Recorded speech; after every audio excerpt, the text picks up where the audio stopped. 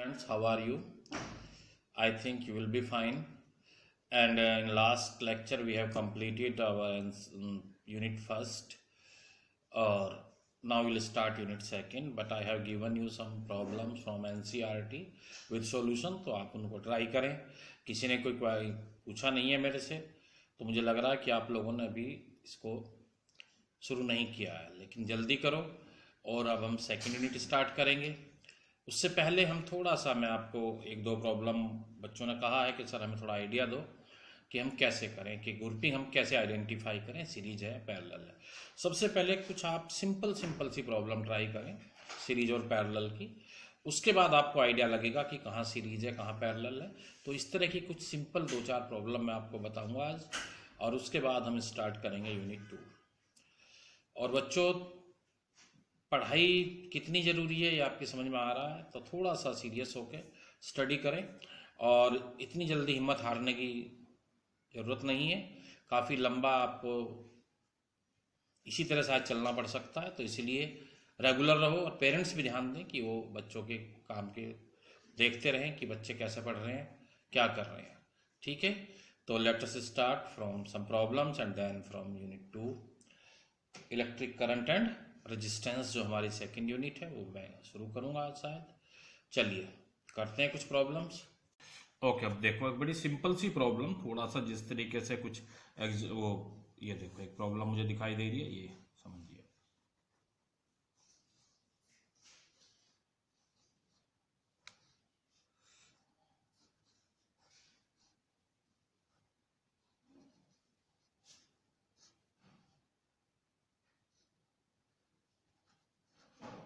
अब देखो आप, इसने क्या कहा है, combination of 4 identical capacitors is shown in figure if resultant capacitance of the combination between P and Q is 1 microfarad. और पी और क्यू के बीच कितना है, 1 microfarad.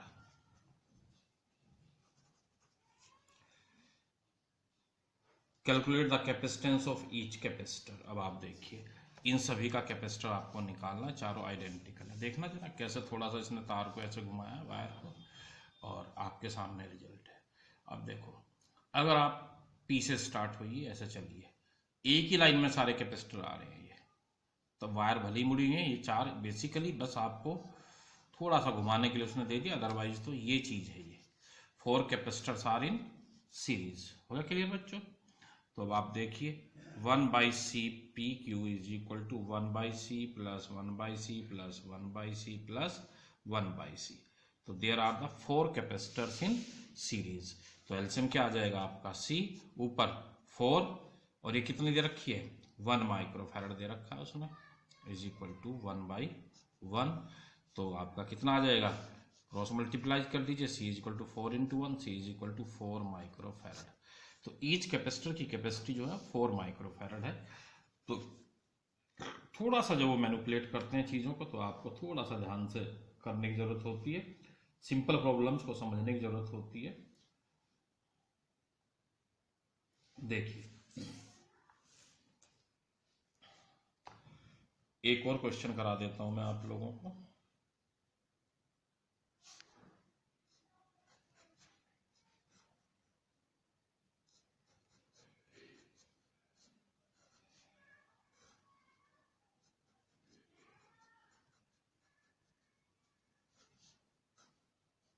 And so on. Try to understand. Every capacitor is one of 1 microfarad. देखना जरा, एक है, दो है, फिर 4 है, इसके बाद कितने आए, 8 आएंगे. तो there are infinite number of capacitors, each of capacitance 1 microfarad. They are connected in rows such as the number of capacitors in first, second, third rows are respectively 1, 2, 4, 8 and so on. The row of these capacitors are connected between A and B. ये रहा, किस किस के बीच connected है, between A and B. Determine the equivalent capacitance of the network between A and B. अब आप देखिए, determine the equivalent capacitance between A and B. अब आप सोचिए इसका इक्विवेलेंट सर्किट क्या बन रहा है. देखो बेटा, ये 2 हैं, 4 हैं, इसके बाद 8 आएंगे. तो देखना जरा, 1, उसके बाद कितना आ रहा है, इन दोनों का 1 1 की सीरीज 1 इंटू 2/1 + 1 यानी कि 1/2। तो इनका कितना आ गया 1/2, इनका कितना आएगा 1/4, फिर कितना आएगा 1/8 एंड सो ऑन। तो अब आप देखिए तो ये क्या आ जाएगा आपका इस तरीके से and so on 1 1/2 1/4 and so on. अब ये सब पैरेलल में है, ये देखो ये इसके साथ पैरेलल में, तो सारे पैरेलल में नेट कैपेसिटेंस क्या आ जाएगा अब सबका addition 1 + 1/2 + 1/4 and so on 1/8 plus and so on. अब बोलो इसका एडिशन क्या होता है, याद करो आपको पढ़ाया होगा मैथ में, क्या आ जाएगा A/1 - R टोटल। तो A कितना 1 और R कितना 1/2, कितना आ गया 1/1 - 1/2। बताओ बच्चों कितना आ जाएगा 1/1/2 यानी कि 2 माइक्रोफैरड। तो net capacitance of this combination is 2 microfarad. दोबारा समझ लीजिए, दो प्रॉब्लम मैंने आपको कराई है, एक ऊपर ये कि इनको आप यहां से देखें, अगर इसको आप तार को सीधी कर दें, ऐसे खोल दें दोनों को पकड़ के, तो देखो आपकी ये आ गई और सारे के सारे सी के हैं, तो ऑल आर इन सीरीज। जब सारे सीरीज में हैं तो ये आ जाएगा 1/c + 1/c + 1/c, कितने 4 हैं तो 4/c हो गया। नेट इक्विवेलेंट कैपेसिटेंस कितना है 1 माइक्रोफैरड, तो 1/1 = 4/c, तो c = 4 माइक्रोफैरड। ईच कैपेसिटर की जो कैपेसिटी है वो 4 माइक्रोफैरड है। ऐसे ये दिया, पहले 1 फिर 2 फिर 4 8 16 इस तरह बढ़ती जा रही है सीरीज। तो 2 की सीरीज क्या आ जाएगी 1/2 1/4 1/8, ये बताया मैंने आपको। अब ये सारे पैरेलल में है तो सिंपली ऐड हो जाएगा 1 + 1/2 + 1/4 + 1/8 एंड सो ऑन। क्या एडिशन होता है इसका A/1 - R, ये रहा बेटे 1 - 1/2। तो ये सिंप्लीफाई किया तो 2 microfarad is the answer of this question. आगे सबकी समझ में इस तरह। और बड़ी सिंपल, कल मैंने एक और आपको मेथड बताया था कि अगर एक कैपेसिटर के बीच में आप दो तरीके से प्लेट डाल सकते हैं। अगर ऐसे डालेंगे तो इसका डाइलेक्ट्रिक K1, इसका K2, तो अगर टोटल D है बच्चों तो ये D/2 और ये भी D/2। अब बताइए जरा, these now they will behave like the two capacitors in series.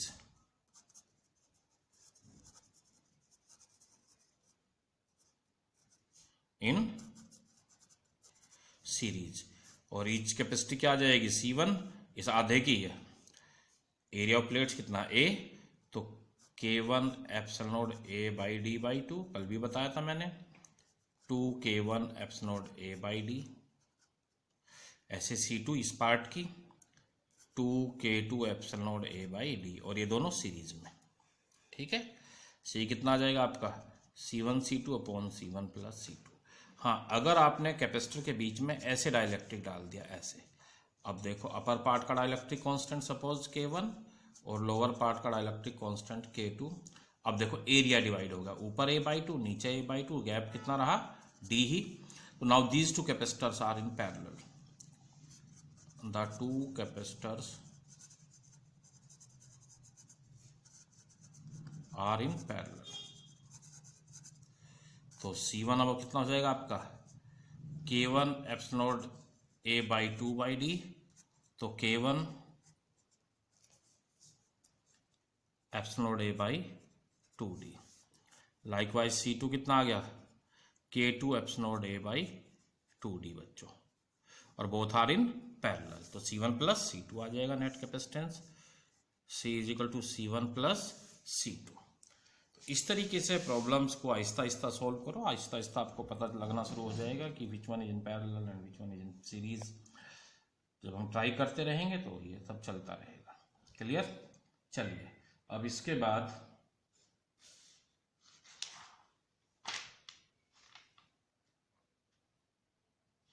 ये देखिए प्रॉब्लम है,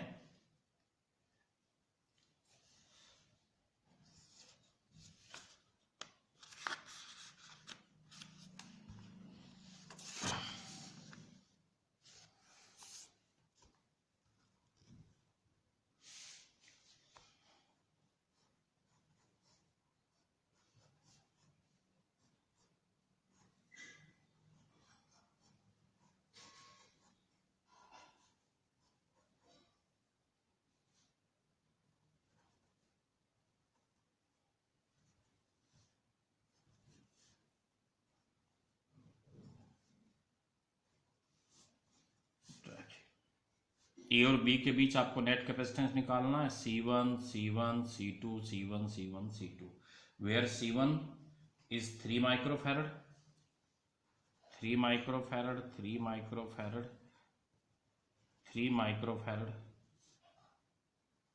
3 microfarad and C2 is 2 microfarad. Find the net capacitance between A and B.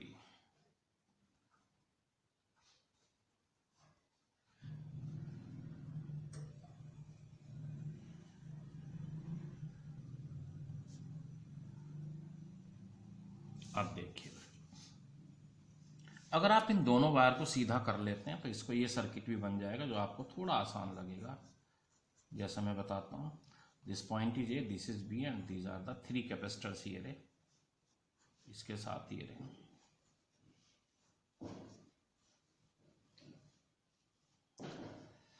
C1 C2 C1 and this is C2 and these are C1 C1। अब देखो यहां से ये connect है, तो सबसे पहले आपका काम पड़ता है इसको सॉल्व करना है, आपकी ड्यूटी, इस बॉक्स को। इस बॉक्स में बच्चों पहले अब आप देखिए, ये तीनों जो कैपेसिटर हैं इसके साथ पैरेलल में है, लेकिन ये आपस में तीनों सीरीज में है। समझिए कि एक वायर में, एक लाइन में 3 कैपेसिटर हो गए, आपको लग रहा है तीनों सीरीज में, लेकिन पहले आपको इन तीनों की सीरीज सॉल्व करनी पड़ेगी। तो 1/C सीरीज क्या आ जाएगा, 1/C1 plus 1/C2 plus 1/C1, ये आ जाएगा आपका 1/3 प्लस 1/2 प्लस 1/3। क्लियर? इन तीनों का 6 एलसीएम 2 प्लस 3 प्लस 2।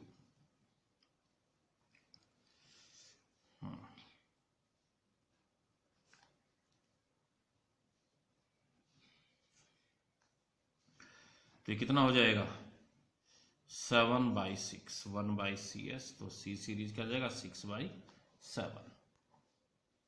क्लियर? अब देखिए, अब आप देखिए ये इसके साथ चलो इसका थोड़ा सिंप्लीफाई, दोबारा एक और सर्किट बना लेते हैं। ये तीनों तो रहेंगे ही, अब इन तीनों की सीरीज का एक कैपेसिटर बन गया जो मैंने लिखा C सीरीज, और अब ये दोनों पैरेलल में है, C2 और C6। तो बोलिए क्या आ जाएगा, C series plus C2 is equal to CP, यानी कि 6/7 plus 2 is equal to CP। तो कितना आ गया ये 20/7 आ गया CP आपका। अब देखो ये नेट रिजल्टेंट 20। अब आपका ये सर्किट बन गया। ये लो ऐसे सिंप्लीफाई करते हैं, सीरीज में तीनों C1 CP और C1 बच्चों, यानी कि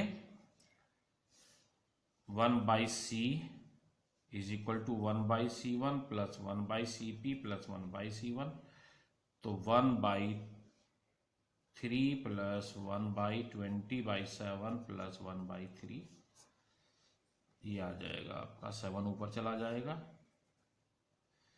1/3 प्लस 7/20 प्लस 1/3। तो you can take LCM, sorry 3, क्या आ जाएगा LCM 60 20 plus 21 plus 20। Clear? 20 plus 21 plus 20 कितना आ गया 61/60। तो C आ जाएगा 60/61, रफली यू कैन टेक 1 माइक्रोफैरड। तो ये आपका रिजल्ट आ गया। तो इस तरीके से आप सॉल्व कर सकते हैं प्रॉब्लम्स को। अब आपको पता चल रहा है कि कैसे हम आहिस्ता आहिस्ता प्रैक्टिस करेंगे और इनसे ओवरकम आएंगे, कि how to identify series and parallel grouping of the और कॉम्बिनेशन ऑफ द कैपेसिटर्स। सबकी समझ में आ गई ये बात? चलिए अब हम और प्रॉब्लम देख लेते हैं। तो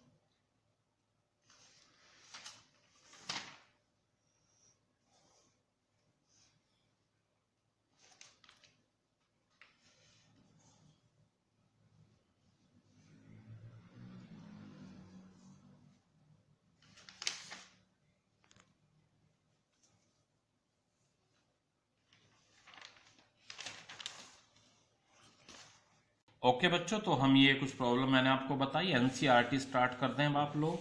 जब आप विद सॉल्यूशन मैं आपको दे रहा हूँ तो पहले आप ट्राई करें उनके। मैंने आपको एडिशनल भी करनी है कि बच्चे ने पूछा है, एडिशनल ट्राई करो। कुछ मैं क्वेश्चन बता दूंगा जो नहीं करने एडिशनल के, जो काफ़ी लेंथी हो जाते हैं। अदरवाइज तो आप प्रैक्टिस करें और एडिशनल में आप ट्राई करें। जो नहीं करने की जरूरत होगी मैं उस पर क्रॉस मार दूंगा, उसको नहीं ट्राई करना।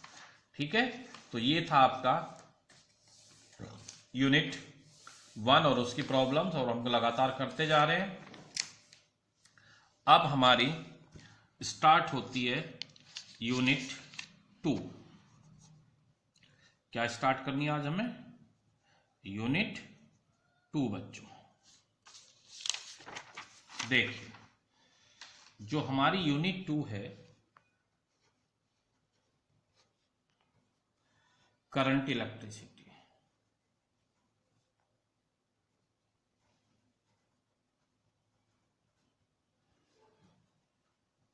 Current electricity, this is our second unit. अब बात आती है कि after first unit we are going to start second unit, और जिसका नेम है करंट इलेक्ट्रिसिटी। आप सभी अवेयर हैं अबाउट द करंट, आपने 10th में भी पढ़ा है। और मैंने आपको एक बात बताई है आज इस बार शुरू में ही, फर्स्ट यूनिट से पहले ही, कि हमारी जो +2 की फिजिक्स है वो बेसिकली चार्ज के चारों तरफ चलती है। अगर आपने देखा तो फर्स्ट यूनिट में आपने क्या पढ़ा? Electrostatics, study of charge at rest, कि जब कोई चार्ज रेस्ट में होता है तो उसको आपने स्टडी किया। और उसका आप मेन देखें तो 2 चीज़ आपने मेन पढ़ी हैं। क्या क्या? Electric field and electric potential, force between 2 point charges, तो all were the properties when the charge at rest। और जब चार्ज रेस्ट में होता है तो आपने उसको पढ़ लिया।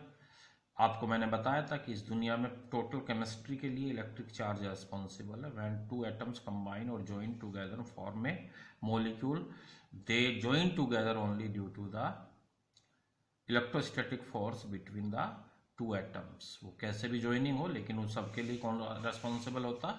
Electrostatic force. तो हर चीज़ों की बेसिक में जाइए और समझिए कि भाई वी आर स्टडीइंग आपकी बॉडी का टोटल नर्वस सिस्टम, जितना भी आपका देखना, आपका सुनना, ये सारे के सारे only due to the electric effect और charge effect in your body, due to electricity only. आपको पता है कि आयन और की कंसंट्रेशन वेरी करती है, उससे आप समझते हैं, सारा कुछ अंडरस्टैंड करते हैं। तो it is very important part of the study. अब आप देखो, आपके घर में जितने भी, मैं आपको पढ़ा रहा हूँ with the help of mobile. Mobile के अंदर बैटरी है, बैटरी आप चार्ज करते हैं, उसके बाद आप वर्क करते हैं। आप बैटरी की हेल्प से ही आपका मोबाइल चलता है। अगर बैटरी खत्म हो जाए तो आपके मोबाइल के सारे ऐप्स खत्म, आपके घर की बिजली खत्म, आपका फैन नहीं चलेगा, एसी नहीं चलेगा, लाइट नहीं जलेगी। तो आप देखिए, everything operated with the help of electricity.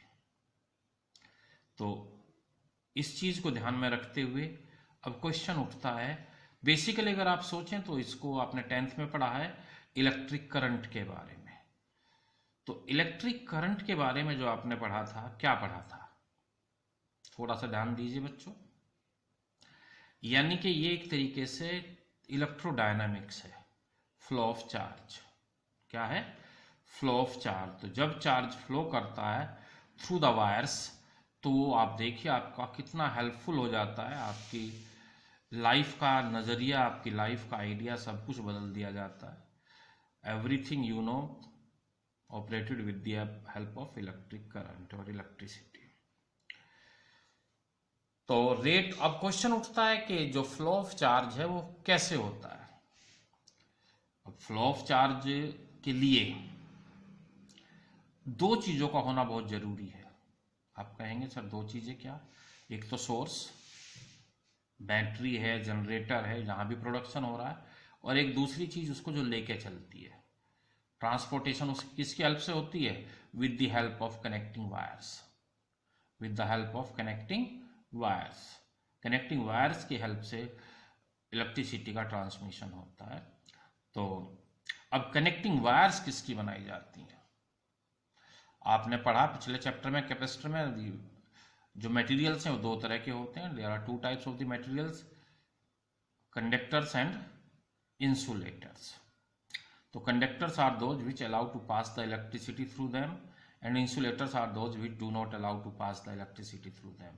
Question उठता है कि इलेक्ट्रिसिटी का पास होना और ना होना मटेरियल की किस प्रॉपर्टी पर डिपेंड करता है. ये मटेरियल की प्रॉपर्टी पर डिपेंड करता है कि अब आप सोचिए, इस यूनिवर्स में हर चीज एटम से बनी हुई है और each atom have electron, protons and neutrons and electron lying outside the nucleus.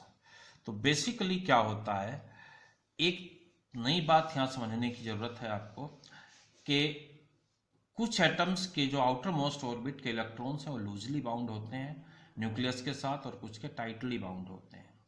Jin atoms के इलेक्ट्रॉन्स न्यूक्लियस के साथ लूजली बाउंड होते हैं, they leave the atoms very easily and you can say at very low temperature and come on the surface of the material, start to move randomly, which are known as free electrons. क्या जाने जाते हैं वो? Free electrons.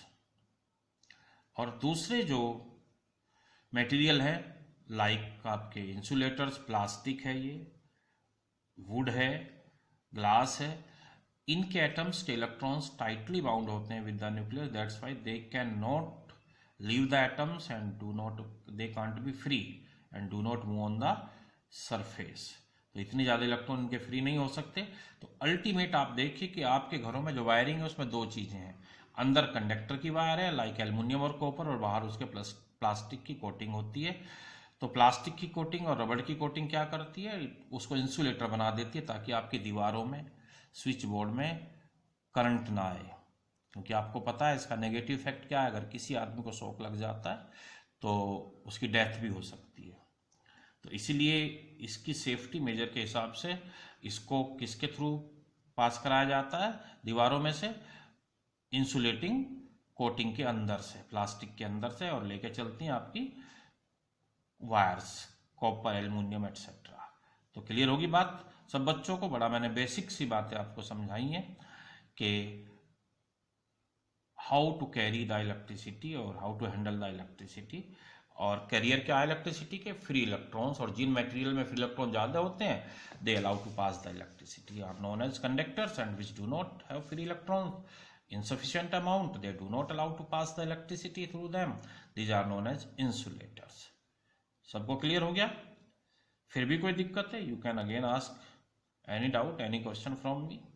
अब आप आ जाइए, हम शुरू करते हैं सेकेंड यूनिट में आपकी करंट इलेक्ट्रिसिटी में. मेनली आप इसमें पढ़ते हैं इलेक्ट्रिक करंट और उसके कैरियर क्या हैं, करंट की डायरेक्शन कैसे लेते हैं, वो सब आपको मैं समझा दूंगा.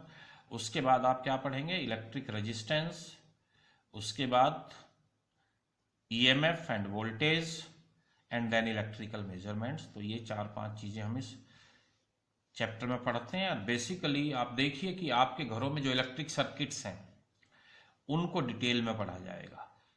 आपके घर में इलेक्ट्रिक सर्किट है, आप एक किसी भी रूम की फिटिंग देख लीजिए अपने घर की, वो पूरा का पूरा एक सर्किट फैला हुआ है. आप देखो कितने पॉइंट है, फैन का है, एसी का है, कूलर का है, आपके जो भी है इलेक्ट्रिसिटी का है, और आपके एडिशनल पॉइंट्स हैं. तो उन सबको एक सर्किट की हेल्प से मैनेज किया जाता है. How to distribute the electricity in the circuits, और किन किन बातों का ध्यान रखना होता है, लोडिंग ज़्यादा ना हो जाए, जिसको जितनी प्रॉपर करंट चाहिए. आपने देखा होगा जितने पावर प्लग होते हैं वो अलग होते हैं हमारे घरों में. पावर प्लग की फिटिंग भी अलग होती है मेन से, क्योंकि वहाँ आपको कुछ हाई करंट चाहिए तो इसके लिए पावर प्लग अलग लगाए जाते हैं. तो इस तरह से सर अब आप समझ में आ गया होगा कि इस चैप्टर की क्या इंपॉर्टेंस है. क्लियर? तो बीच बीच में आप समझते रहेंगे. तो अब हम इसका पहला टॉपिक स्टार्ट करते हैं, कहाँ से, इलेक्ट्रिक करंट से. तो अब आप देखिए electric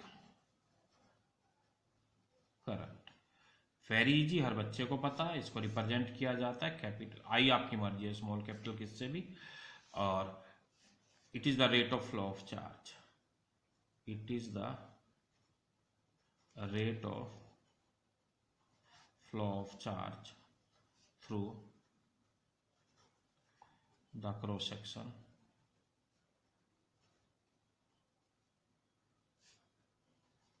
of a wire।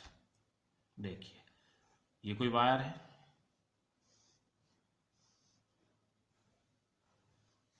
Conductor. अब आपने इसके क्रॉस कनेक्शन दे दिया, ये बैटरी और एक की आपको पता है ये स्विच आपके घर का, ये बैटरी। अब आप देखिए, तो अभी मैं बात कर रहा था कि अगर इसमें से इसके क्रॉस सेक्शन से कितना चार्ज फ्लो कर रहा है, Q in time t second. Suppose Q is the charge flowing through the cross section of wire to the current in time t seconds, in time t seconds। तो the current ये क्या हो जाती है,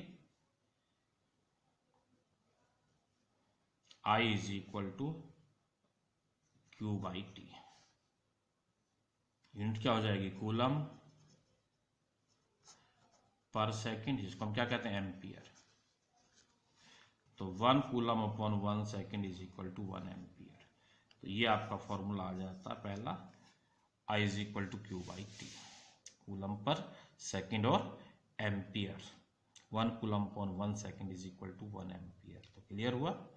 तो ये करंट है आपकी। Suppose if I is equal to 1 ampere, तो क्या हो जाएगा, 1 इज इक्वल टू Q को क्या लिख सकते हैं, NE by T, because Q is equal to NE, quantization of charge से।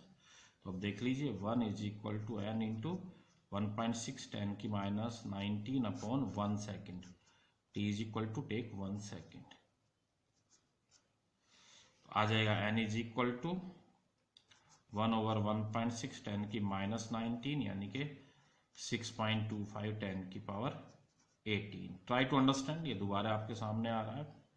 6.25 10 की power 18 N is equal to, तो this is the number of electrons और प्रोटॉन्स। आपको पता है प्रोटॉन्स एंटर नहीं करते in solids, only electron can move. तो सपोज इफ 6.25 10 की power 18 electrons moving per second through the cross section of wire, then the current flowing through the wire is 1 ampere। Clear होगी बात। अब आती है direction of current. Direction of current is taken as from positive to negative. The direction of current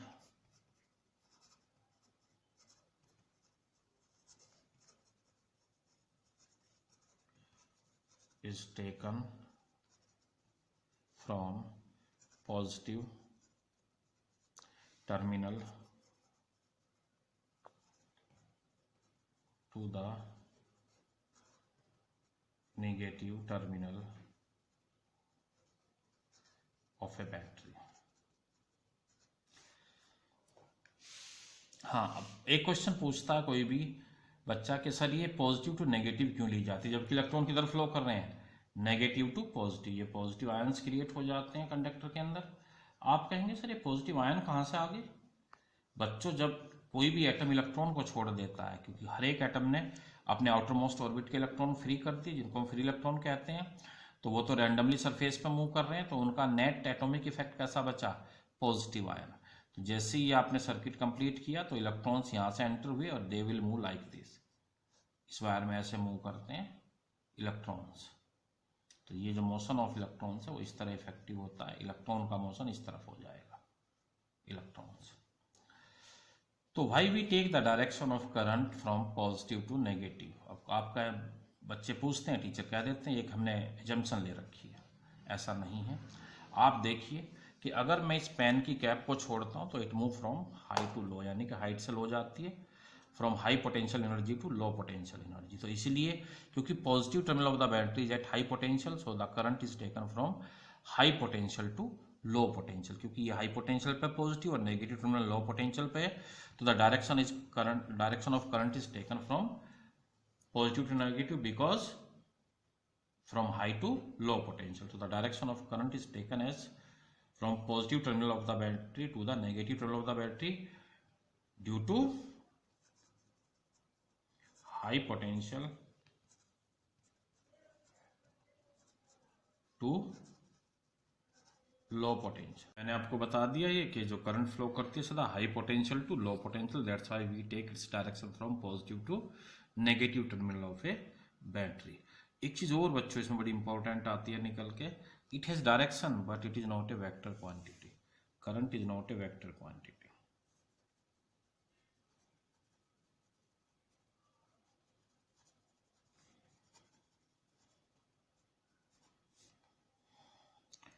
It is a scalar quantity.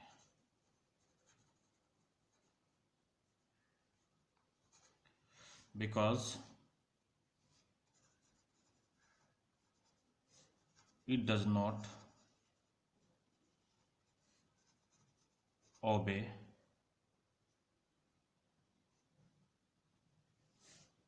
the laws of vectors. आपको पता है vector addition, vector subtraction, vector multiplication आपने plus one में पढ़ा था. तो ये उसके लॉज ओबे नहीं करती, तो that's why it is not a vector quantity. It is a scalar quantity even it has direction also. Clear हो गया ये क्यों नहीं है vector quantity? Because it does not obey the laws of vectors.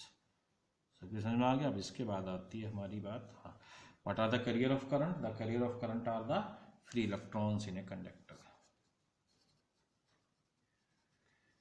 Carrier of current are the free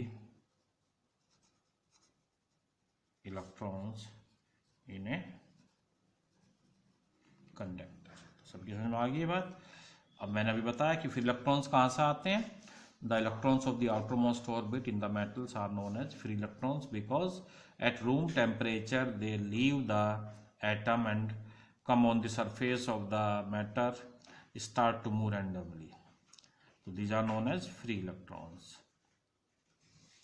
अब आप आ जाइए इसके बाद नेक्स्ट. आपकी 10th की चीजें चल रही हैं सारी. Drift velocity.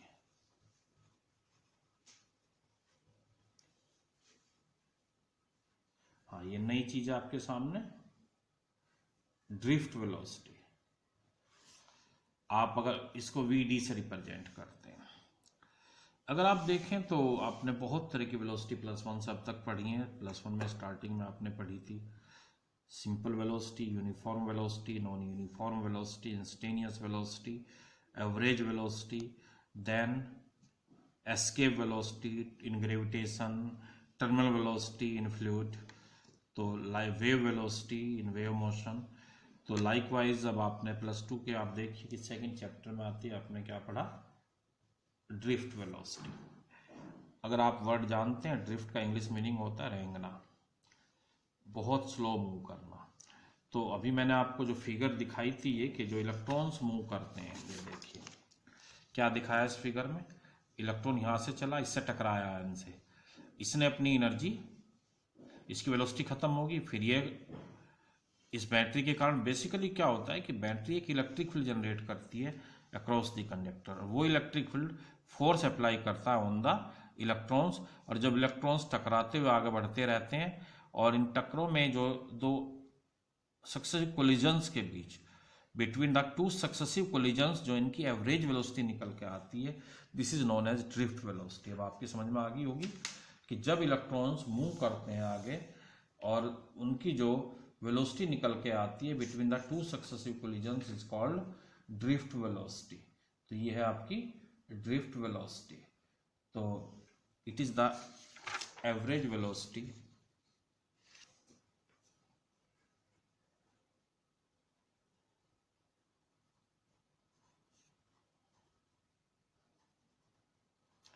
of free electrons between two successive collisions in a conductor. Between two ions. चलो एक ही बात। अब देखिए, मान लीजिए यहाँ से इलेक्ट्रॉन मूव करके यहाँ जाकर टकराता है, तो ये यहाँ तक चला, ये वेलोसिटी यहाँ तक एवरेज क्या थी इसकी v1, फिर यहाँ से रैंडमली इधर आ गया, ये वेलोसिटी कितनी थी इस कोलिजन के बीच में v2, अगेन ये यहाँ आ गया बच्चों, सपोज इन दोनों कोलिजन के बीच में v3 एंड सो ऑन। तो v एवरेज जो v ड्रिफ्ट वेलोसिटी कहलाती है वो आ जाएगी आपकी v1 plus v2 up to vn by n। तो it is the average velocity of an electron between the two collisions in a conductor. Clear हो गया सबको? ये चीज कहलाती है ड्रिफ्ट वेलोसिटी। लगभग होती है 10⁻⁴ मीटर पर सेकंड के ऑर्डर की, तो बहुत ही कम होती है, तो इसलिए it is known as drift velocity. तो the force on a free electron due to electric field inside the conductor क्या आ जाएगा बच्चों? F is equal to q E, आप जानते हैं, minus e into E, and we know from Newton's second law F is equal to m में। So this is the force due to the electric field and due to which your electron will accelerate. Where is the acceleration? Where A is the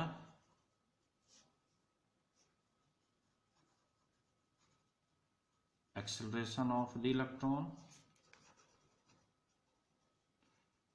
and m mass of electron. आप जानते हैं ए क्या होता है? Acceleration is equal to velocity upon time. क्या हो जाएगा? Drift velocity upon T, यानी कि वी डी बाई टी को हम टॉल लेते हैं, जिसको हम क्या कहते हैं? Relaxation time. क्या कहते हैं इसको? रिलैक्सेशन टाइम कहलाता है। तो वेयर टॉ इज, याद करो टॉ क्या है? टॉर्क वाला सिंबल टॉ, ग्रीक लैंग्वेज का वर्ड है। Where tau is the average relaxation time। किसी भी चीज को बड़े सोच के लिखा जाता है। रिलैक्सेशन, सोचिए जब इलेक्ट्रॉन यहाँ टकराया, यहाँ के बाद यहाँ टकराएगा तो रिलैक्स होकर चला नहीं दोनों के बीच में, तो इन कोलिजन्स के बीच का जो एवरेज टाइम है उसको कहा रिलैक्सेशन टाइम, क्योंकि इलेक्ट्रॉन उस टाइम रिलैक्स्ड है, कहीं कोलिजन उसका नहीं होना। तो it is the average time between the two successive collisions and you can put this value here। तो F is equal to m into Vd by tau। तो from first and second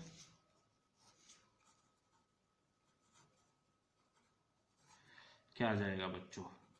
m into Vd by tau, subscript में d है ये नीचे, drift is equal to minus E.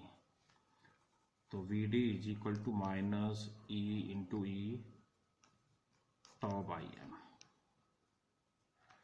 Vd is equal to minus e into E tau by m बच्चों। तो ये आपका formula बन गया ड्रिफ्ट वेलोसिटी का। अब देखो आपको नेगेटिव साइन क्या दिखाई दे रही है? आपको साफ दिखाई दे रहा है इलेक्ट्रॉन किधर मूव कर रहा है कंडक्टर के अंदर। ये देखिए इलेक्ट्रॉन का मोशन इधर है और इलेक्ट्रिक फील्ड इधर है, तो नेगेटिव साइन क्या इंडिकेट करता है? E and V D both are in opposite direction. The negative sign indicates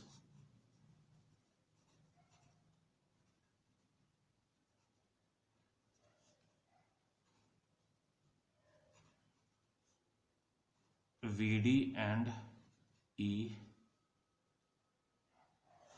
are in opposite direction, दोनों अपोजिट डायरेक्शन में है। क्लियर हो गया? यहीं मैं ज़्यादा काम नहीं करा रहा, यहीं छोड़ रहा हूँ, लेकिन आज मैं आपको एनसीईआरटी की फिर प्रॉब्लम दूंगा जो आगे की हैं, उनको ट्राई करेंगे आप लोग, और एमसीक्यू भी शायद मैं आज दूँ या कल दे दूंगा फर्स्ट यूनिट के। तो सभी बच्चे साथ साथ काम करते रहिए। जो आज हमने काम किया है आप लोगों ने देख लिया, क्या क्या किया है ये देखिए। सेकेंड यूनिट स्टार्ट किए जो कि आपने 10th में काफ़ी पढ़ी हुई है, करंट इलेक्ट्रिसिटी। तो इस चैप्टर का मेन क्या काम है, आपके घरों में जो इलेक्ट्रिसिटी का फ्लो है उसके बारे में, उस तरह के सर्किट्स को सोल्व करना, और इलेक्ट्रिसिटी क्या है, रेट क्या है बेसिकली। सबसे पहले इलेक्ट्रिक करंट पढ़ेंगे। तो it is the rate of flow of charge through the cross section of a wire.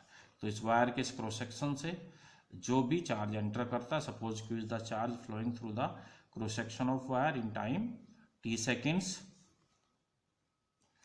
the current I is equal to q by t, coulomb per second is equal to ampere. तो 1 coulomb upon 1 second is equal to 1 ampere. Suppose if we take I is equal to 1 ampere, तो I is equal to ne by t, क्योंकि आपको पता है quantization of charge से q is equal to क्या होता है बच्चों, ne.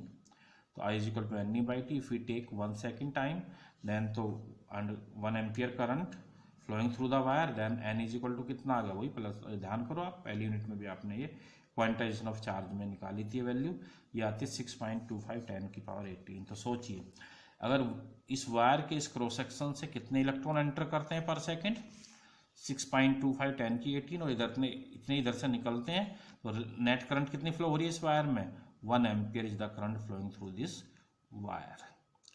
कोई भी कंडक्टर कभी चार्ज नहीं रह सकता, वो जितना उस पर पॉजिटिव चार्ज होता है उतना नेगेटिव, तो जितने इलेक्ट्रॉन इधर से एंटर करेंगे इमीडिएटली उतने इधर से निकल जाएंगे।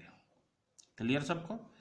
तो this is the electric current, the direction of इस current taken as from positive to negative terminal of the battery, why from high potential to low potential.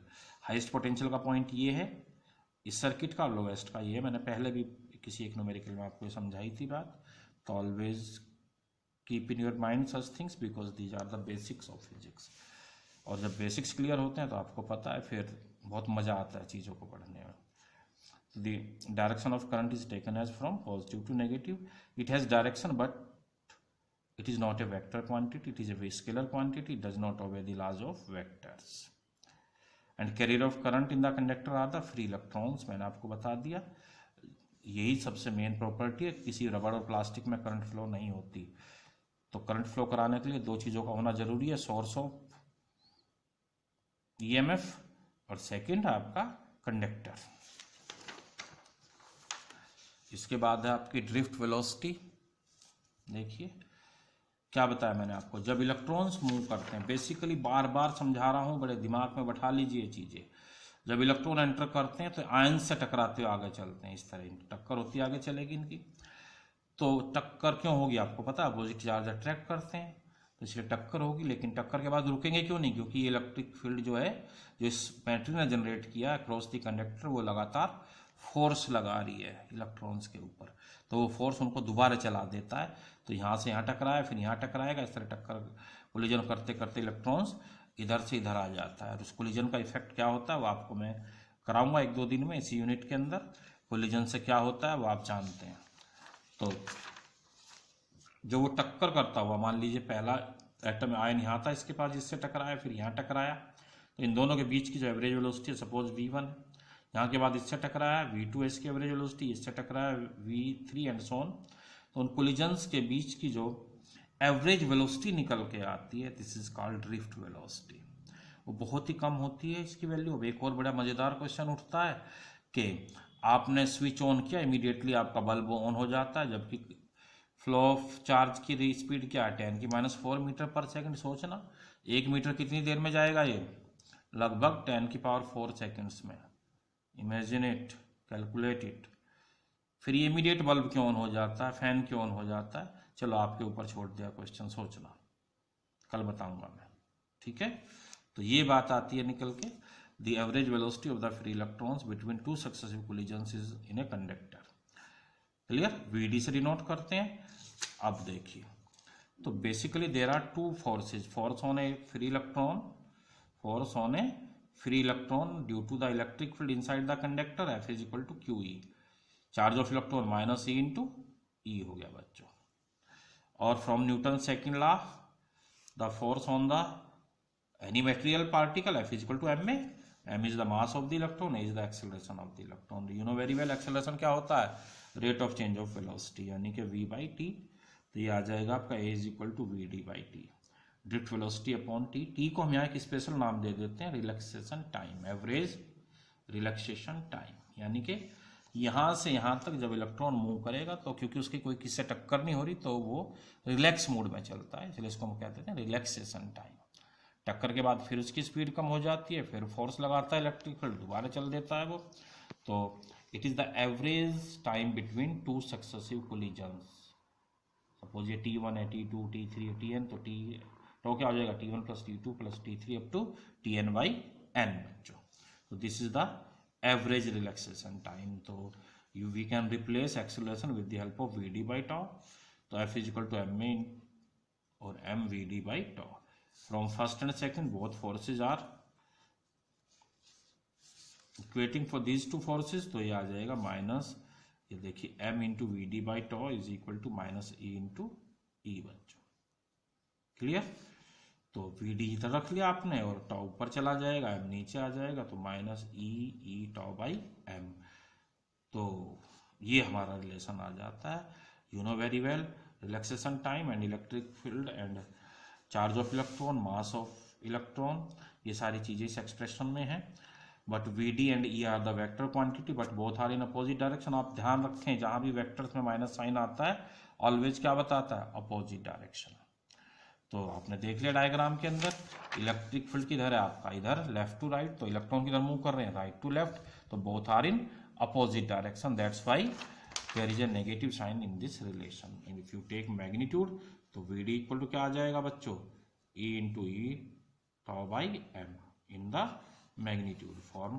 तो this is the expression for the drift velocity. अभी आज यहीं तक छोड़ देते हैं और मैंने आपको बताया कि अब आप एनसीईआरटी करो, फर्स्ट यूनिट को अच्छी तरह तैयार कर लो। अभी टेस्ट लेते हैं। The negative sign indicate V D and E are in the opposite direction. तो ठीक है, तो अब हमने सेकेंड यूनिट स्टार्ट कर दिया। पहले के टेस्ट के लिए अब आप पहले चैप्टर को तैयार कर लीजिए, मैं अभी बात करता हूँ और आपका टेस्ट डेट डिसाइड करता हूँ। ठीक है, ओके, थैंक यू बच्चों।